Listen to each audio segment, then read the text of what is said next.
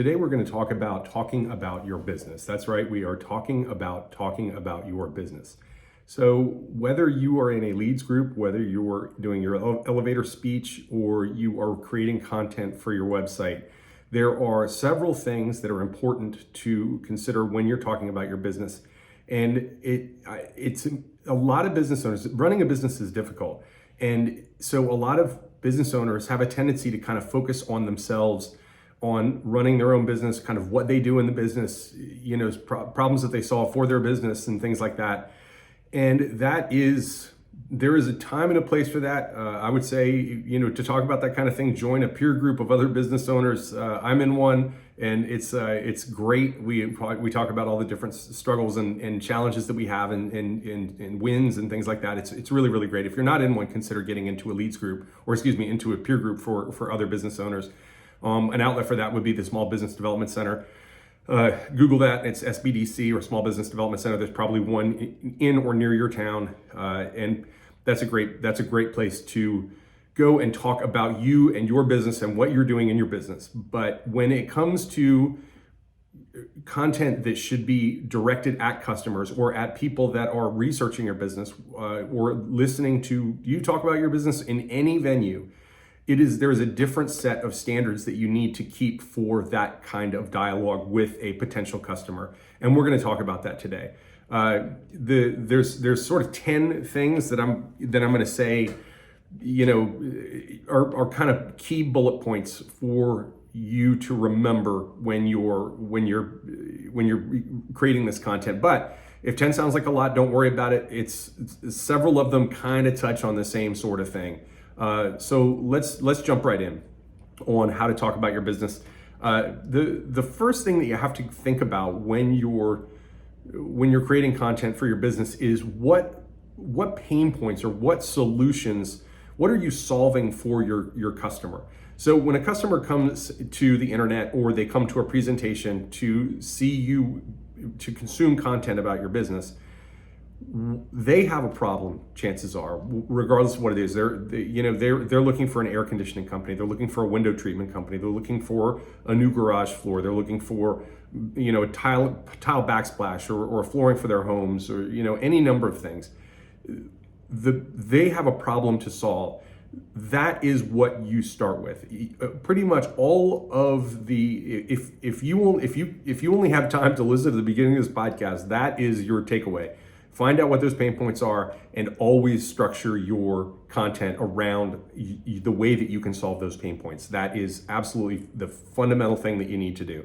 So if you don't know what that pain point is, stop, figure it out. Go look and figure out, what is it that I've got to, what am I solving for my clients? We have a customer that's a pest control company.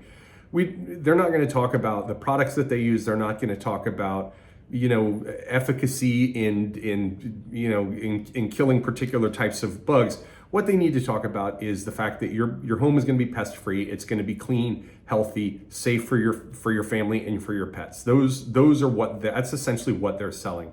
An AC company is not selling high efficiency SEER rating, NATE certified, yada yada yada. They are selling a comfortable home in a reasonable timeline. So they're quick, they're reliable, and they're going to fix the job right, and they're not going to charge you more than you should be charged. So they're going to give you the best solution for your particular problem. So that is where it starts. All of your conversations should start with, what problem does the customer have, and how am I solving that? So the second thing is to articulate the benefits, not the features. So you don't want to talk about what it is, the features of your product in that particular manner, because they may have a hard time connecting that to the solution that they're trying to get. Instead, talk about the benefits of those features. So if an AC unit they're installing does have a high SEER rating, the benefit is they're going to potentially have a lower electric bill. The thing is going to run. It's going to run more efficiently. It's going to run less. Therefore it's going to last longer.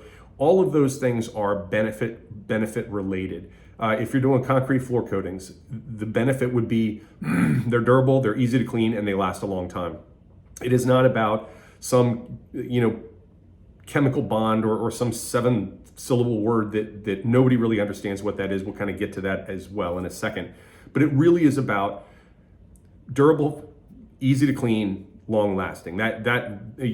Quick and also fast. How quickly does the product go down? Window treatments. One of our customers is a window treatment company. We're in Florida. A lot of people come to them asking for wooden plantation shutters for inside their home. That is really not a good idea in Florida because of our climate, our humidity, and the fluctuation of temperature throughout the course of a single day. You're much better off with a synthetic material. They look just like wood, but they're far better. You don't want to talk about the synthetic nature of the product. You want to talk about the reason that it's better for the home. They're going to last longer. They're not going to be splitting at the seams. They're going to fit the window better. They're not going to fade. All of those things are benefits. That's how you talk about that kind of thing. If you think about your business and the pain points and things like that, I'm sure you'll be able to think about ways to talk about the features of your product in such a way that they are focused on how they benefit the customer. So number 3 is if you're going to talk about certifications, most business owners have a variety of certifications. We do. We're Google partners, for instance. But really, it's about how does that certification provide reliability, trustworthiness to your customers. So if all of your technicians are NATE certified or they have continuing education, that's great. But really put that in the perspective of how does that benefit the customer? Are they going to get the job done faster? Is it going to be a more reliable repair? Are they going to be able to diagnose something better than someone that's not certified? That might be a good one for air conditioning or plumbers or electricians. Particularly AC, that's a really large ticket item. And so if a technician shows up and they can repair it and it's a reliable repair that's going to last for say 5 years, the customer is going to be very happy to hear that versus maybe somebody that's not certified that couldn't identify, or as well certified. Of course, they got to be certified if they're there, or they haven't done as much continuing education. They might just jump right to a replacement. And so if there are advantages to the customer of your certifications or your memberships, I think that is absolutely valuable to include in the conversation, but it always has to be angled from how does it benefit the customer, not about look how much work I did to maintain a certification. That's good. It shows dedication, but really you always want to kind of keep this around the customer centric and benefiting the customer. So number 4 is testimonials. This is obviously on the website. Get your Google reviews on there. I'll do a podcast on that, but get that stuff out there. If you think about your behavior, I'll just dive into that real quick. If you think about your behavior on the internet, you're going to research a company, you're going to get to the Google business profile, you're going to sort by newest, relevant, oldest, probably not oldest, but worst, best, and you're going to build your opinion on that company based on these reviews that you read. That's certainly valuable for your website. If you take reviews and put them in a presentation that you're giving to a leads group or to a chamber of commerce or something like that, I think that a lot of times they seem really self-congratulatory. You can get the same result by telling a story about a problem that you solved for a particular customer.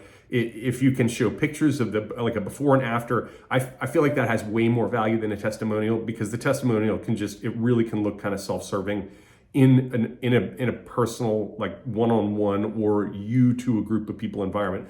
Much better to walk them through what the problem was, what your diagnosis was, what the solution was, and here, look at this great solution, and they're a really happy customer. And then at the end of that, you can maybe say, and they left us a 5-star review on Google. I think that's a nice little pop at the end of it, but definitely walk them through. It's much more demonstrative. It really tells a story, versus like in a little encapsulated review. So number 5 is explain your process in simple terms. So I see this all the time with our customers, our clients that have really technical businesses: AC repair, concrete floor coating, plumbing, electrical. There are so many, and I'm guilty of this myself. When I'm giving presentations on search engine optimization to clients, I'll use the phrase SEO in front of a term or in front of a group, thinking that everybody knows what that term is. And the fact is, there are probably people sitting in that room that are being introduced to it for the first time. And it was actually one of my clients was in a presentation when I first started doing this, and he came up to me afterwards and he says, "Man, you got to get those acronyms and stuff out. You got to dumb this down, make it simpler." And I think a lot of business owners, because the business is complicated and they've spent a lot of time learning how to be good at the business and learning all of these different complicated, areas of the business, they want to get that out there. They do kind of want to pat themselves on the back. And when you're talking to a potential customer, that is not the time to do that. The time that you are trying to solve their problem. And so if you can talk about those things in the way that it benefits them, the way that it solves their problems, if there is some, really technical thing that your product does, as long as it makes it a more reliable product, a cheaper product, a more durable product, a faster to completion product, that is a part of the product for some reason. So go look at the product, go look at whatever that part of the product is. What problem was the manufacturer trying to solve when they included that in the process or in the creation of the product? And that's what you want to speak to. That's what that does. And keep it simple, right? Keep it simple, stupid. The KISS principle, that is always valuable. I know in the search engine optimization world, we have to write to a 9th grade level, because that is typically what your reader's gonna have, and you want to connect with them, and you also want to make it search engine optimized. And so that you want to kind of keep that really, really technical jargon to a minimum. I'll touch on that again in a second in one of the other bullet points here, but generally err on the side of simplicity when you're coming to describing the actual product that you're selling, or the service. Highlight availability and responsiveness. This is something that I've said to a lot of our clients over the years, that air conditioning, plumbing, electrical, those are 3 that pop right into my head. In Florida, if the AC goes out in the middle of the summer, your house is going to be really, really uncomfortable really, really quick. And so one of the main things that they are selling our AC customers is responsiveness. In a lot of cases, they can get out there same day. Some of our bigger customers can.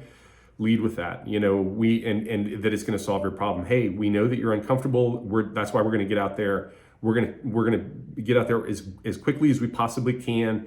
We're going to diagnose the problem to give you the best solution, not the most profitable solution for us.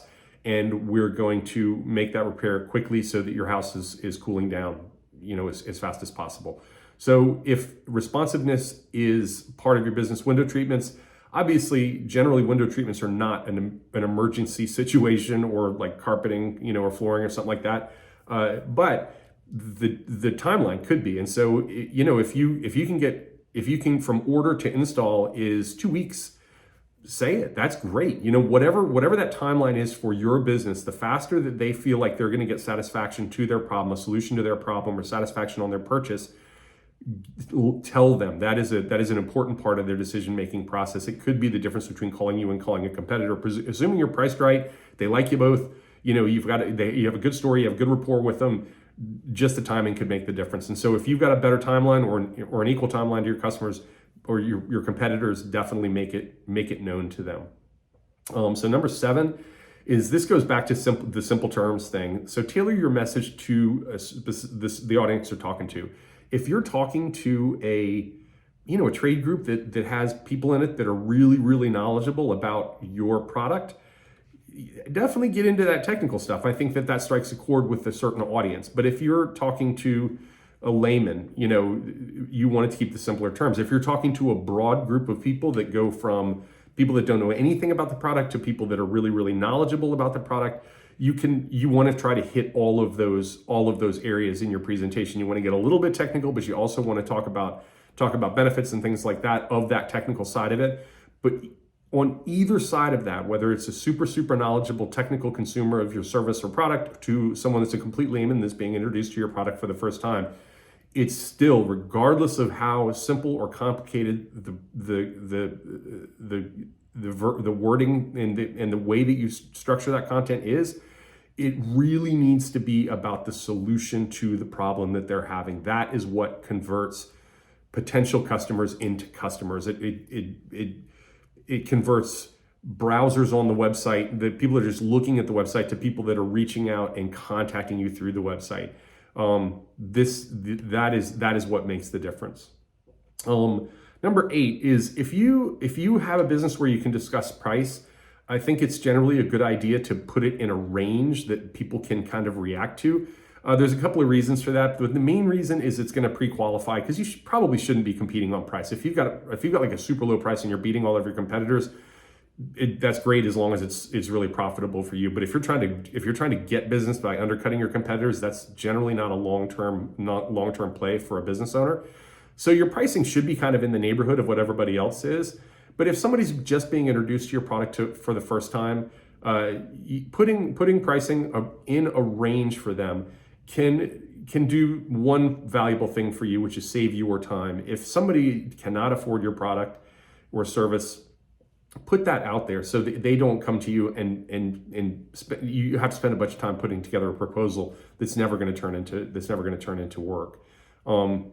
When you're talking about the pricing, though, be sure you talk about it as in terms of the value to the customer. So in the sense of garage floor coatings, we'll say there's a lot of DIY products out there about that. They come up in my TikTok feed. We have some concrete coating clients of ours, and their pricing is much higher than what I can go out to my local big box store and buy. But it's also way more durable. It's way less susceptible to peeling up. You pull your car out of the garage with hot tires, back it out the next day, and off comes the DIY product. It's stuck to the bottom of your tires as opposed to stuck to the top of your garage floor. So those kind of things, that's a conversation about value surrounding your pricing. So yes, you're saying it's going to be between $6 and $8 per square foot, but you're also saying, and here's why it is, because it's going to last longer. You're not going to have to redo it in 3 to 5 years. It's going to last the lifetime of your home. Those are all value propositions that you're framing your pricing in. So that's really important when you're talking about pricing. So number 9, promise solutions, not services. And so we have a tendency as business owners to say we do A, B, and C. And at least I did for a long time. I don't do it anymore. What we do is we make your phone ring and we pay for our services, on the first phone call, and every phone call after that is additional profit in your pocket. And that is how I convey what we do. How do we do that? If somebody wants to know how we do it, then I'm going to get down a little bit more into the weeds, into all the different areas that we do: search engine optimization, pay-per-click advertising, Google guarantee ads, Google business profile optimization, yada, yada, yada. Think about what your services are in the sense of how they benefit the client. So don't do the laundry list of we do everything and bullet out every single thing that you do. It's really about how does it benefit the client? What are the solutions that those services provide? And we talked about it before with the technical aspects. If you're selling a product and it has some sort of a technical thing that's in it, there's a reason they put that in there. And the reason is because it benefits the customer in some way. It makes the product more durable. It makes it apply faster. It makes it more efficient. It does something that benefits the customer. That is the way that you talk about that. So number 10 is, when you're done with it, encourage questions and feedback. So, excuse me. If there's content on your website, put a frequently asked questions on there. If you're doing the presentation in front of a group, if there's time at the end, definitely be respectful of people's time. But if there's time at the end, answer questions. But excuse me, when you're answering them, always answer them in the framing of how it solves their problems. It's a good way to connect with customers. You don't have to seem super salesy when you do it, but when they ask the question, try to think about what is the problem that this person is trying to solve, and structure the answer to that question based on the solution to that problem. So let's run through them again. So number 1, identify your customer pain points. If you don't know what the pain points are that people are trying to solve when they are picking up the phone to call your company, that is step 1. Find out what those are, and that's going to inform every other thing that you do. And I can promise you, it's going to make it a lot easier. to have these conversations in real time with customers, whether it's the elevator speech or it's a presentation with Chamber of Commerce or it's putting content on your website. Start with those pain points. What is the problem that you are solving with your products and services? Number 2 is articulate benefits, not features. So every feature that's in your product or service is in there for a reason. It's because it solves a problem for the customer. The conversation that you want to have with them is what that does for them. If they ask you to go in deeper on, oh, why does it do that? Great, that's the time to go in to kind of talk about that particular bell or whistle or feature or whatever it is. But start with the problem that it solves. Number 3, showcase reliability through certifications. And so if you have all kinds of certifications, that's great, but only to the point that they service the customer with reliability, with you doing a better job for them, you solving their problem in a better way. That's the key to those. That's where they go. Testimonials. If you can tell the story that led to the testimonial, always do that as opposed to just kind of putting the testimonial on there. But on your website, certainly consider just putting the 5-star ratings from Google and stuff on there. That's awesome. Explain your process in simple terms. This is keep it simple, stupid. If you've got a really complicated business and a really complicated product, it's complicated because it solves a set of problems. Only talk about whatever that stuff is talk about it as simply as you possibly can. Try to stay away from too many acronyms or really technical jargon, and always frame it in how it solves a problem for the customer. Highlight availability and responsiveness. So if you can get there same day or next day, or you can have their flooring or shutters installed in 2 weeks, tell them. Make sure that that is often part of the value proposition for a business, is how quickly they can get satisfaction to solve the customer's problem or to get them the solution that they're looking for. Tailor your message to different audiences. Obviously, read the room, look and see. If you have a lot of technical people in there, then it's probably okay for you to use some of the acronyms and technical jargon. If you don't, it's not advisable to do that. And if you have a wide array, just try to kind of hit all the things. A little bit of technical, a lot of really simple, but always framed within the solution to the problem that it can provide for the customer. Discuss value over price. So there is value in talking about pricing, but always talk about it in the value it provides to the customer, not the money that it puts in your pocket. It's about you providing a good product for them, a good service for them at a good price, that whether it's cheaper than your competitors or not, has better value, a greater value in some way. So whenever you're talking about price, frame it from the lens of value. Promise solutions, not services. So every service that your company provides is there to solve a particular problem. Talk about the problems that they solve. And if there's questions about, oh, how do you do that? Then yes, you can talk about the particular services that you provide, but really it should always be about solving that problem. And then number 10 is encourage questions. If you can do it on the website, do it with an FAQ. That's good for search engine optimization, which I'll touch on at some point in another podcast.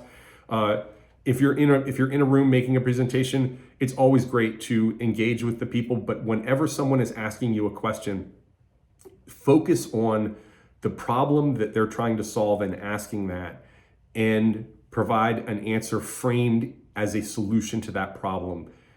Often I see business owners sort of pat themselves on the back in those things, and it can be a real turnoff to a potential customer. Always talk about them and how the product or how your product or service solves their problems. So that's pretty much it. That's the 10 the 10 points I was going to talk about. It boils down to one basic thing though, is figure out what the pain point is for your customer and recognize that you're solving that problem, and frame everything that you talk about as a solution to that problem.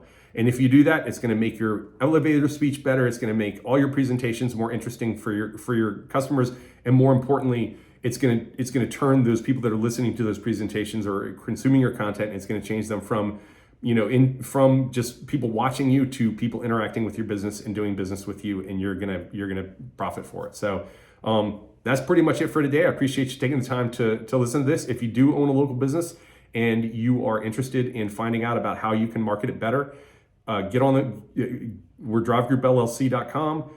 You can reach out to us through there, send us an email, send us a form fill, get on my schedule, and I promise you're going to get value from that. We're going to walk through what the different things that you can do yourself are, and if we're a good fit for you, we'd love to work with you. So I appreciate the time today. Have a good one.